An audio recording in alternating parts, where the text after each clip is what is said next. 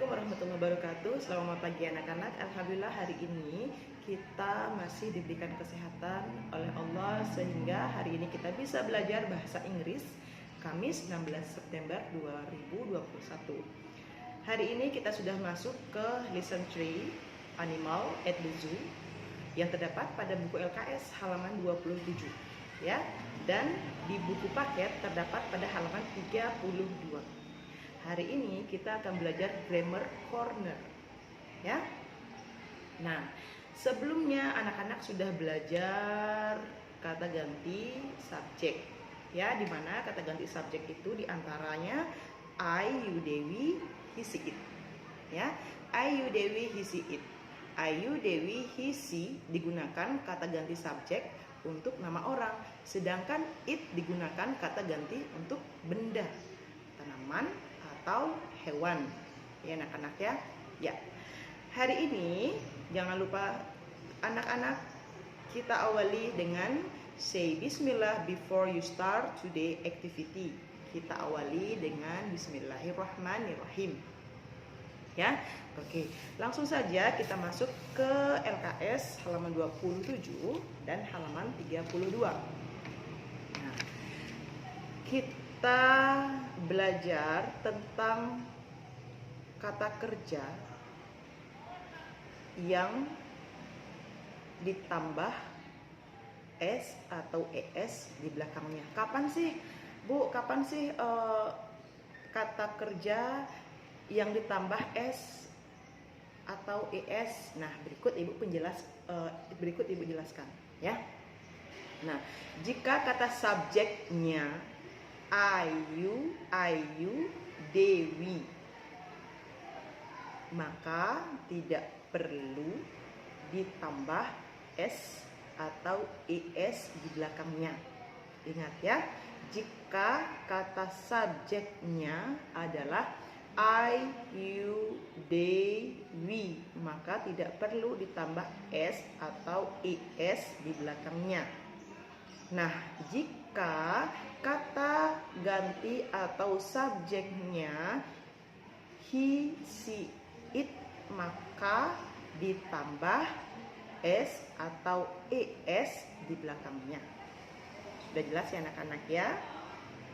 Jika kata subjeknya adalah I, you, Dewi, maka tidak perlu ditambah s atau es. Jika subjeknya adalah he, she, it, maka ditambah s atau es. Sudah paham ya? Sekarang kita lanjut saja ke contohnya. Kita gunakan contoh yang terdapat pada buku paket halaman 32. Yuk, kita buka halaman 32. Di sana ada example contoh ya. Di sana ada kata kerja run. Ya. Nah, I run for 2 meals. Nah, di sana I run karena kata ganti subjeknya adalah I, maka kata kerjanya di sana tidak perlu ditambah s atau es di belakangnya. Ya anak-anak ya. Nah, example atau contoh yang berikutnya di sana kata ganti subjeknya adalah she. Karena kata ganti subjeknya di sana adalah she, jadi ditambah huruf s di belakangnya menjadi apa? She runs for 2 meals. Ya. Nah, sedangkan yang tidak ditambah s, I run for 2 meals. Sedangkan kata ganti subjeknya she ditambah s menjadi apa? She runs. Sudah jelas ya? Nah, contoh berikutnya adalah Ibu gunakan contoh yang terdapat pada halaman 27 LKS Bahasa Inggris. Silakan anak-anak buka LKS Bahasa Inggris halaman 27. Di sana ada example atau contoh I play football. Ya, karena di sana ada kata ganti subjek I, maka tidak usah ditambah s. Tetap saja kita membacanya I play football. Ya. Sedangkan di sana ada kata ganti subjek he. Jika kata ganti subjeknya adalah he, maka ditambah s menjadi apa? He plays. Ya, he plays football. Sudah? Jelas ya? Ya. Kita lanjut. Nah, kata yang berakhiran huruf S, O, CH, SH, X, dan Z, maka ditambah ES. Contohnya seperti box. Ya, box menjadi boxes. Fish menjadi fishes.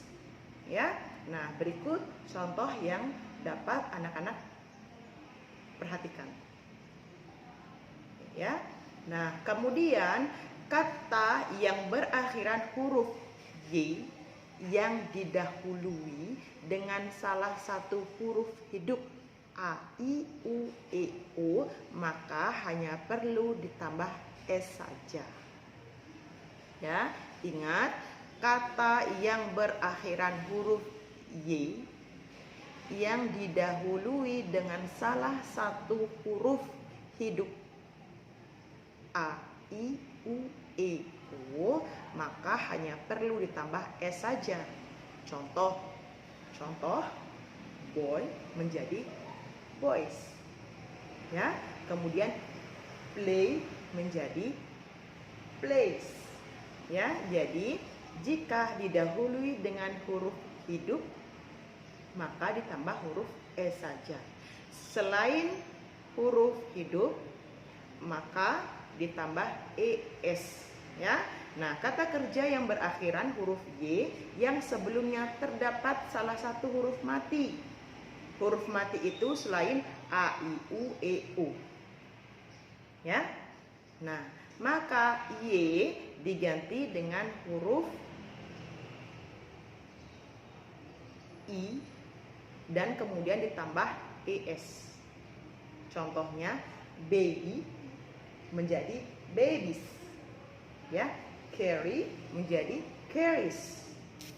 Ya, nah berikut contoh yang Ibu tampilkan di papan tulis. Sudah paham ya untuk kata kerja yang ditambah huruf S atau ES di belakangnya. Nah, berikutnya untuk latihan anak-anak, silahkan anak-anak buka buku paket halaman 33. Ya. Nah, di sana ada latihan atau praktek kalian untuk menentukan penambahan huruf S atau IS. Sekian pelajaran hari ini. Wassalamualaikum warahmatullahi wabarakatuh.